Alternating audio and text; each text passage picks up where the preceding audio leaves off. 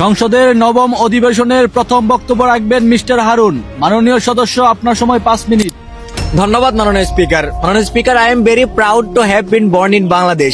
সবুজে মোরা বাংলার বুকে নদীর মধুর সুর, ইতিহাসের পাতায় জলে বীরত্ব গাথা অমর। রক্তে রাঙা স্বাধীনতার সে অমলিন গান, হৃদয়ে বাজে আজও তার অগণিত আহ্বান। শ্যামল মাঠ আর নীল আকাশ দ্বারা স্বপ্ন আঁকে দেশ, বাংলাদেশ আমার গর্ব, তার ভালোবাসার নিঃশেষ। কিন্তু অত্যন্ত দুঃখের সাথে বলতে হয়, কবির সেই কাল্পনিক কবিতার বাংলাদেশ আজ ধ্বংসের শেষ প্রান্তে। মাননীয় স্পিকার, আজ আমি গত 1 মাসে দেশে ঘটে যাওয়া কিছু উদ্বেগ ও লজ্জাজনক ঘটনার চিত্র তুলে ধরতে চাই। মাননীয় স্পিকার, আমরা এমন এক দেশে জন্মগ্রহণ করেছি যে দেশের গর্ভবতী মহিলারা সরকারি হসপিটালে চিকিৎসারত অবস্থায় ধর্ষণের মতো জঘন্য কাজের শিকার হয়। আমরা এমন এক দেশে জন্মগ্রহণ করেছি যে দেশের ব্যাংকের সামনে থেকে ব্যাংকের এমডি কে গুলি করে মেরে সর্বস্ব লুট করে নেওয়ার ঘটনাও ঘটে। মাননীয় স্পিকার, গত কিছুদিন আগে চট্টগ্রামের রৌজনে প্রকাশ্যে অস্ত্র হাতে 6 জন লোক, এরা কারা? আর এত অবৈধ অস্ত্রের উৎসই বা কোথায়? যুবদল নেতা মাসুদ হত্যাকাণ্ডের পর সবার মুখে ঠিক একই প্রশ্ন।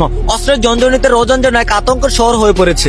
এদেশের সরকারি বাহিনীদের হাতেও ততগুলো অস্ত্র নেই যতগুলো অস্ত্র রয়েছে চোর ডাকাত আর ছিনতাইকারীদের হাতে। মাননীয় স্পিকার, রাজধানীর মতিঝিলে দিনে দুপুরে এক ব্যবসায়ীকে হাতে পায়ে গুলি করে $17,000 অর্থাৎ 21 লক্ষ টাকা হাতিয়ে নিয়েছে দুর্বৃত্তরা। আর একটা মানুষ কেমন নিঃস্ব করে চলে যাওয়া শুধু বাংলাদেশেই সম্ভব। মাননীয় স্পিকার, মিরপুরের সেই ছোট্ট রামেশার রেশ কাটতে না কাটতে বগুড়ায় ঘটে গেল আরেক হৃদয় বিদারক ঘটনা। মাত্র 6 বছরের নিষ্পাপ রাহামণি প্রতিদিনের মতো ঘুম থেকে উঠে প্রাইভেটে যাওয়ার পথে নিখোঁজ। কয়েক ঘন্টা নিখোঁজ থাকার পর প্রতিবেশীদের বাড়িতে মিলল তার কাটা দেহ। যে দেশে রামেশা হত্যার আসামিকে মৃত্যুদণ্ড দেওয়ার পরও আপিল টাপিলের বাহানা দিতে পারে, সে দেশে একের পর এক এসব ঘটনা ঘটে যাওয়া তেমন দোষের কিছু না। মাননীয় স্পিকার, বাংলাদেশে পাসপোর্ট অফিসে ভোগান্তি, সরকারি হসপিটালে দুর্নীতি, চামচাদের 500 টাকা ঘুষ দিতে পারলে সিরিয়াল থাকে সবার ঊর্ধ্বে, আর দিন মজুর খেটে খাওয়া মানুষেরা থাকে সব ক্ষেত্রে পিছিয়ে।